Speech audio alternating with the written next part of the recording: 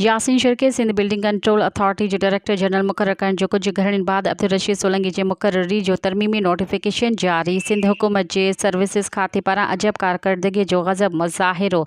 यासीन शिरके Sindh building control authority जो director general मुक़ररु करण जे कुछ घड़ियुनि बाद अब्दुल रशीद सोलंकी जे मुक़ररी जो तरमीमी नोटिफिकेशन जारी कयो वियो। सर्विसिस खाते पारां पहिरीं DG इसहाक खोड़ो खे हटाए संदसि जाइ ते यासीन शर बलोच खे मुक़ररु करण जो नोटिफिकेशन जारी कयो वियो। साॻिए ई ॾींहुं तरमीमी नोटिफिकेशन जारी करे इसहाक खोड़ो जी जाइ ते अब्दुल रशीद सोलंकी खे मुक़ररु करण जो ऐलान कयो वियो। तरमीमी नोटिफिकेशन में हिकिड़े ई ॾींहुं ॿ धारदार ऑफिसर्स जे DG जे तौर ते मुक़ररी जी का बि वज़ाहत न ॾिनी वई। मज़ीद ख़बरनि ऐं तफ़सीलात लाइ विज़िट कयो असांजी वेबसाइट www.awamiNewsHD.com ऐं ॾिसंदा रहो अवामी न्यूज़ HD।